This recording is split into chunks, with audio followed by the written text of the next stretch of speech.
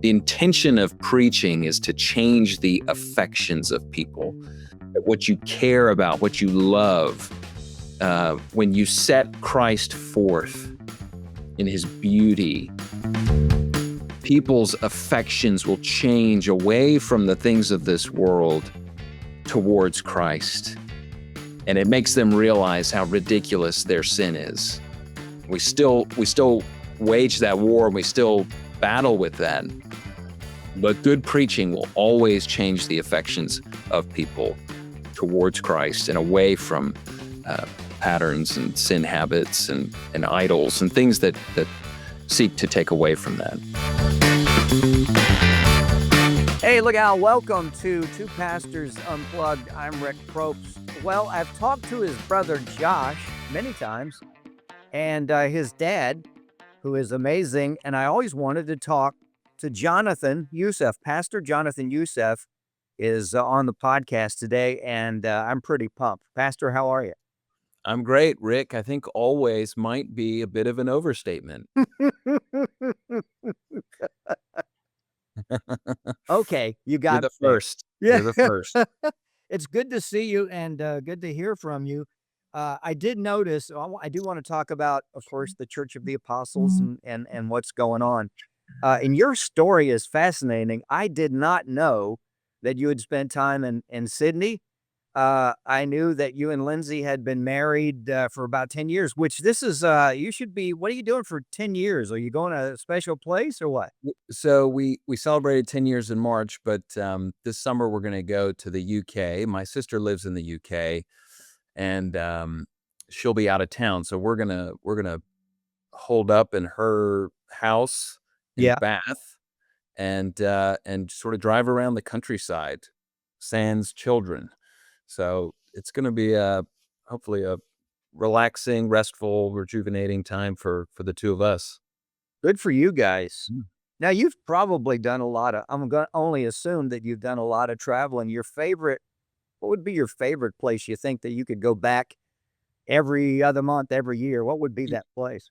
So as you had mentioned, my wife and I, we lived in Australia for 3 years. Mhm. I have citizenship through my parents.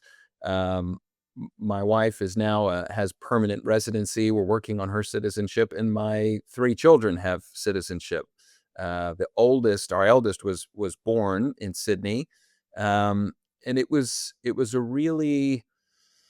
it's special in a lot of ways. One, Australia, Sydney is just a beautiful part of the world to begin with. But then on top of that, it was where we'd only been married about 9 months when we moved there, and I started working for an Anglican church. If anyone has familiarity with Sydney, Australia, it's the part of the city right across the harbor bridge from the Opera House. Mhm. A lot of iconic buildings and everything. And so we lived on the other side, what they call the lower North Shore. And I worked for a man called Simon Manchester. And Simon had studied under Dick Lucas in the UK. And if anyone knows that name, Dick was at St. Helens Bishopsgate, which is it's not little, it's a big Anglican church that's underneath the Gherkin building in London. So it's right in the heart of the city. It survived an IRA bombing in the early 90s, I believe, had to be restructured. The man who plays Poirot, um, Yes.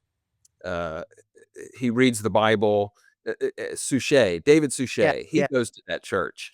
And St. Helens has really been just a beacon of evangelicalism, solid Bible teaching in London. Dick would have been contemporaries with John Stott, and he's still alive today, as far as I know. He's in his mid-90s, I believe. But anyway, I had this great privilege of working with Simon, who really kicked my tail when it came to learning uh, what preaching is. You think I would have known that being the son of a preacher, but the process of growing in your preaching never stops. And so it was just such a special place to go and really learn and see a church of a different size than Church of the Apostles, of Yeah. which I've known my whole life. I went to smaller Presbyterian churches when I was in college, but it was a unique place and a special place to us. So that's one of our favorite places. Favorite people are there, and will always be that way. I have a few Australian friends, and they're pretty. I've never been, but they describe where they live. They lived in Sydney, and it's one of those places that everybody wants to go. I mean, Yeah. it's just an amazing place. Hopefully someday we'll be able to go. I noticed that just doing a little digging with you, there was a time in your life when you didn't want to. I mean, as you mentioned, you grew up in church, right? And Sure. and an amazing father, but you just didn't want pastoral ministry to be your vocation. Not even close. How many times have we heard that story, right? It's almost like it is written. Here you have someone that did okay, I'm not interested. And in fact, Yeah, I think you went the way of working in politics it did. in a one form or fashion. And Yeah, it's almost biblical, right? yeah. It's that the Lord draws in the ones who really don't wanna do it. It's like to me, it's like the when Jesus was talking about the 2 sons and the man asked the one Yeah, son to working in go the out in the field. field, and he says, "No," Nah, and the other one says, "Yes." Well, the one that said no ended up doing it. this is how it works. For me, I think it was, um, there was a lot of layers to it. One, I hated public speaking. I just, um the thought of standing up in front of a big group of people and being vulnerable, etc. There was also the added layer of um, rightly handling the word of God. And Mm, so that was something that I had seen done my whole life. And I knew that's not something that you can just do quickly, easily with, slap it together. It requires a lot of deep study, intentionality, um, purpose, all of those things. And I remember when I was young, I used to go in my dad's study and I would just sort of play on the floor or lay down on the floor, and I would watch just the intensity with which dad would prepare messages and mhm. write and read. And I told him one time, I said, this is like doing a term paper every day. And I'm like, why would you do this? And of course, as a little kid, you're looking at the work and you're like, I don't want to work that hard. I want to work hard at something, but I want to enjoy it. And this looks like something I wouldn't enjoy. But actually, just this Sunday, I was preaching, and I said, "There's often this time where you hear believers say, well, I'm scared to like fully commit to the Lord because of what He might make me do. Mhm. He might send me to a place that I don't want to go." You and I were even talking about a mutual friend who's in a place that I probably wouldn't want to go. Right? But what I said was, the thing is, if it is the Lord's work, if it's His handiwork in it, he doesn't send people unprepared. He always equips them for what they need.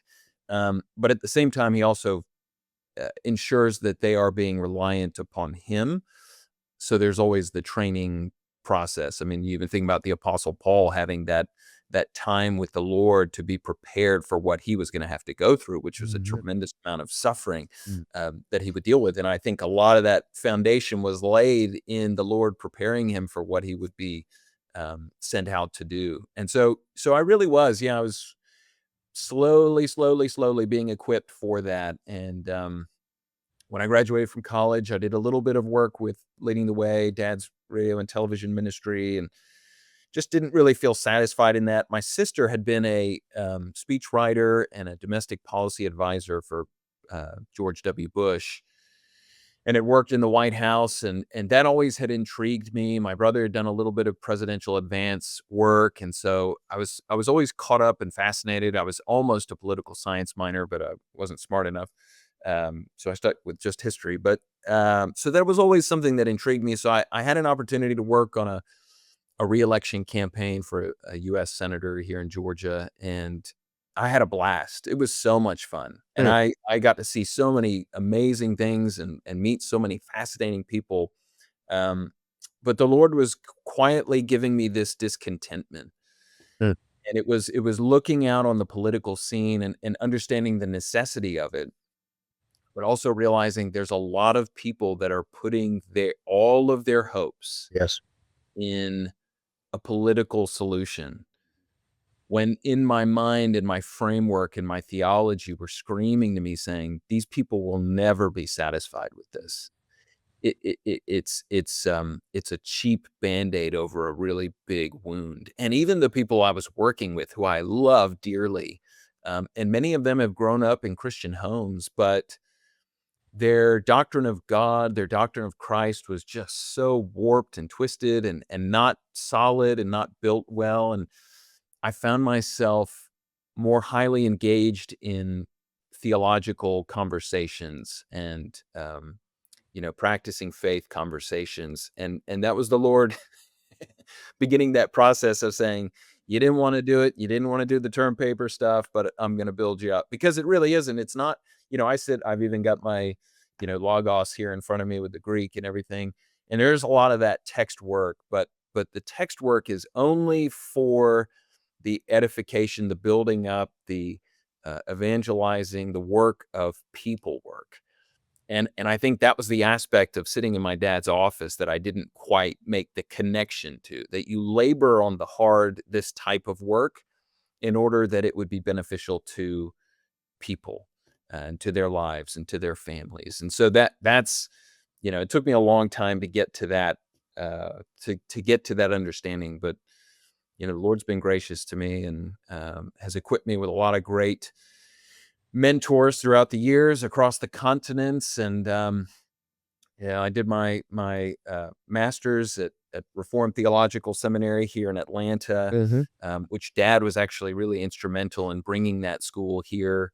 Two of my very, very close friends are my professors from that. And then after Australia, I was able to do my doctorate in preaching out at Masters Seminary in California.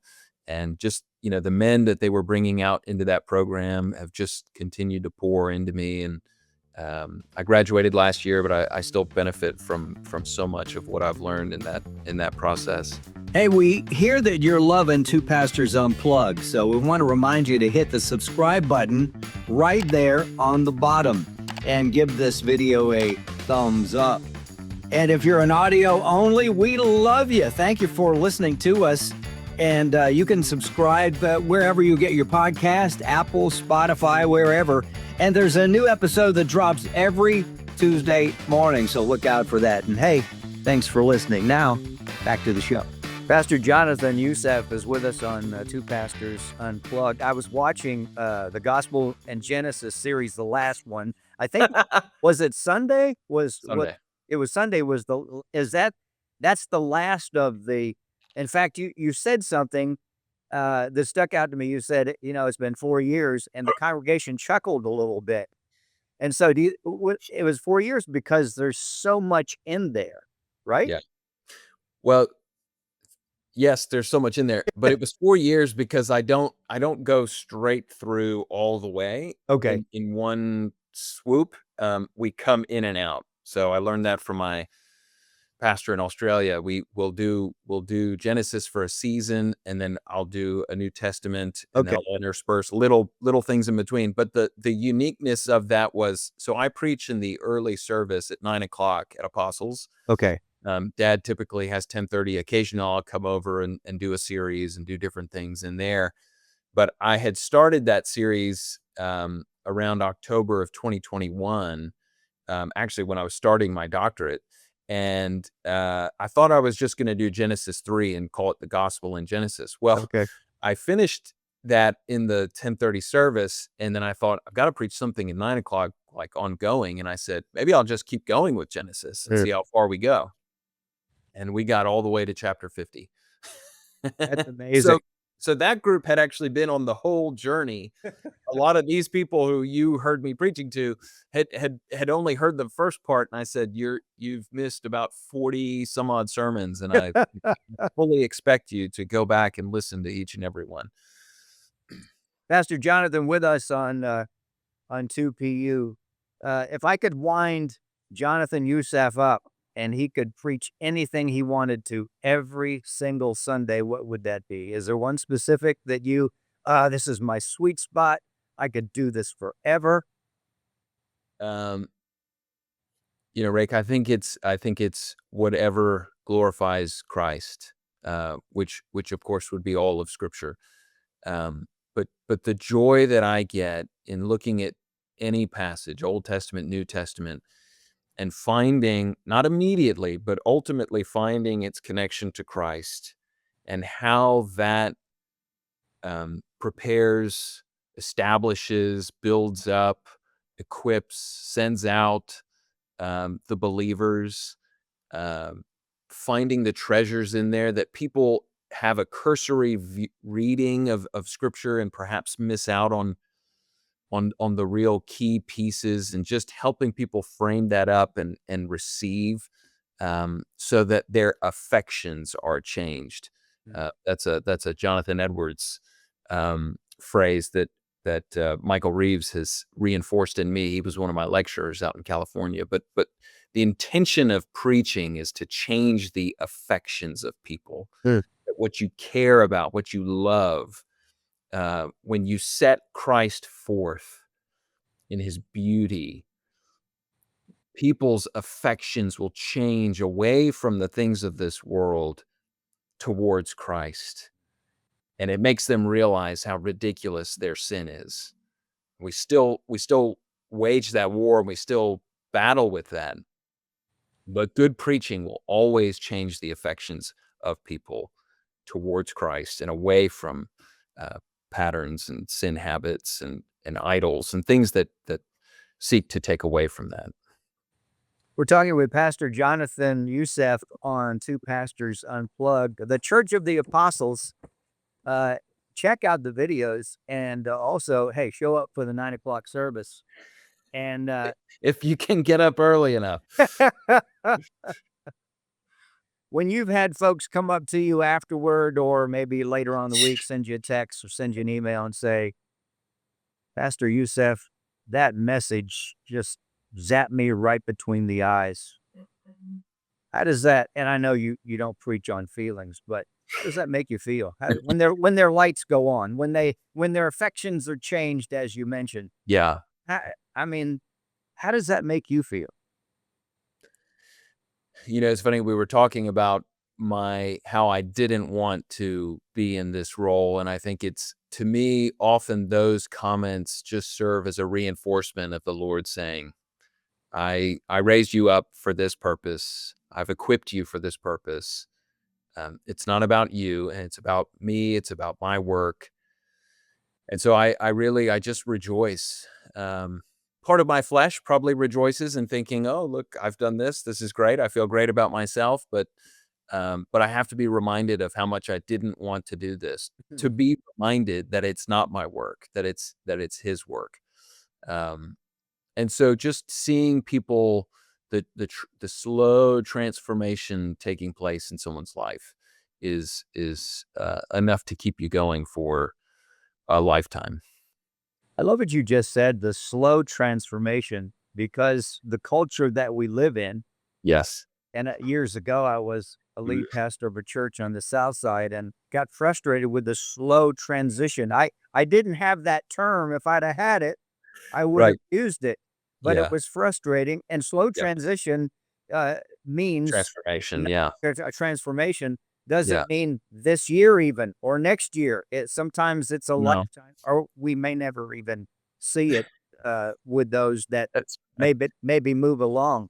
But I yeah. think that, and I was going to ask you. I mean, you're still a young man. If you could go back and talk to the younger uh, Jonathan Youssef, a few years back, is there anything different that you would say to him? Something you've learned? I mean, I like the slow Yeah. transformation. That's a keeper for me even right now. Yeah. Look, I think it's the message of be patient, um, be trusting, um, don't think you know it all, because you don't. And I have to even remind myself these days, having preached for almost 16 years now, and I think, I feel like I've got a good groove. And that may be true, but the reality is what I said at the beginning. Um, you never finish that process of growing, of learning. There's always more. There's always more. You never reach the end of Christ. You never reach the end of His love, His goodness, His care, His provision. None of it. You never get to the end of that. And so I think, thinking about if I was speaking to myself at the beginning of the journey, it would be listen well, be patient, because I have had such fantastic mentors. And there's been times where, maybe they've given me a strong challenge and I think, what do you know? You don't know me. You don't know my situation. And the reality is they may not know your specific situation, but they know your general situation. And you need to have an ear to what they have to say to you. Um, there's so much wisdom. My dad has poured so much into me, and I'm, of course, eternally thankful for that. But there are other voices that have come alongside as well and been helpful. And um, but that understanding that transformation doesn't happen overnight is a very important one for pastors to remember. Um, Sanctification is a slow journey, and we need to be in it for the long run. Mm. That's how God uses us. I've got one more question, but I just want to thank you for ministering to me because you have just candidly just spoke just Yeah, out. quick plug for my podcast, which is But, called Candid Conversations. but that was my segue. That Sorry. was my segue. No, Sorry. no, but seriously, thank you. I mean that sincerely. I do this because I want other pastors to be encouraged and to keep on Yeah, keeping on. yeah, We talk to pastors, small, medium, large church, every size, and they all seem to come up with the same challenges. But they're going, they're yeah, moving forward. So yeah. thank you so much. But you have personally ministered to me, and Praise God. that is so refreshing. All right, now let's talk about this podcast. Now I listened to which one did I listen to? I wanted to listen to, then I got called into a staff meeting. I listened to one of the podcast about security. That was really good. But the one about Vacation Bible School, Bible, yeah, I was getting ready to listen, and I got called into a meeting, and then I had this podcast, so I didn't get to listen to it. But I Yeah. want to plug this. And you've been doing this for a while, haven't you? Well, let me say what it is. Yes, 6 Candid years, I think. Conversations, Candid Conversations with Jonathan Youssef. I'm sorry, I didn't mean to interrupt. So I'm sorry. How long have you done that? I think we're about 6 years now. It was all pre-COVID. We were going great, and then and then I have to do my recordings from home, which wasn't as fun. But it's been such a blessing to me. I didn't know, I'm 41. I didn't know what a podcast was when we started. I had a general idea, but they hadn't really reached the popularity, or maybe I just wasn't with the times enough. And the team at Leading the Way said, "Oh, we're trying to kind of do this next generation thing. What would you think about doing a podcast?" And I thought, I don't know about this. And we all just sat down and committed. So if you're thinking about doing one, I know we're currently on one, but you really have to commit to 100 episodes. Yes. That was kind of the threshold that we had to get over. And there were times where I wanted to pull the plug, and I said, I've got so much stuff I got to do. My job does complete related, but completely other things. I can't be running to the studio. And anyway, we committed. And what I realized was, in my time in Australia, I had gotten such great exposure to some fantastic minds, theological minds, people who had, unbelievable testimonies. And I really felt like um, I people don't know the people that I know, and I want them to know the people that I know. Oh, that's good. And so and I want them to hear what they have to say, because this is really great insight that I have benefited from, and I want to share that with people. And so that's really kind of how I took the idea and kind of formulated it into what it's become. And so, you've got anyone from professional baseball players to um, established theologians to a person you would run into in the grocery store. And the beautiful thing is just the way that God has woven these people's separate lives, but we're all kind of being knit together into Mm. this into the global church, and being able to share insights and takes on parenting, and dealing with difficult situations, and dealing with LGBTQ issues, and all myriad of things. And we get to tackle all of those. And there were times where we thought, I think we're running out of people to interview and talk about, and that's not true. There's the list just keeps going, and so now my team has to work a little harder to find some people, but it's been fun, and I've got to share it with have my friends on, and people, again, as I said, that have had such a great impact on me in my life, and people who have written fantastic books and have websites and all kinds of things. I want it to be a resource to people. So by all means, if any of the listeners want to have a listen to that, Candid Conversations. Yeah. Wherever you get your podcast, I actually listen to it on YouTube, which is Yeah. we found out is if it's not the top, it's the top two, number two, where people listen to podcasts now. Yeah. Yeah.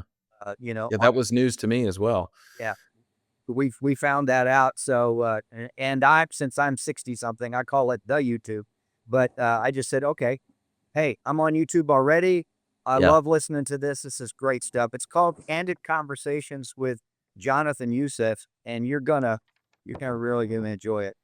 I know you're a busy man, and this is a valuable time for us. Thank you for taking time out for us. Absolutely. God's blessing to you and your sweet family, and Thank you, Rick. I hope you have a great anniversary, and no worries, right? No worries, just enjoy No it. worries, mate. A lot of laughter and a lot of waves, right? Isn't it? That's right. Yeah, yeah. It's no, it's winter in Australia now, isn't it? Yeah, it's getting Yeah, winter. yeah. Well, have a good time on your time away. Again, Jonathan Youssef, Pastor Jonathan Youssef, and I do make mention that, of course, Faith Talk Atlanta, we cross post the live stream of the services there at the Church of the Apostles. Well, next week, another great guest. Thanks for joining us. Until next weekend, I'm Rick Probst. Two Pastors Unplugged. See ya. That's a wrap of this episode of Two Pastors Unplugged. But hey, don't stop here. You can click the next video and the next one and the next one. And if you haven't already subscribed to the channel and to the podcast, just search Two Pastors Unplugged on your favorite app. And we want to connect with you during the week. So go to @FaithTalk Atlanta, and we are everywhere across the board. Hey, thanks for watching. We'll see you next time.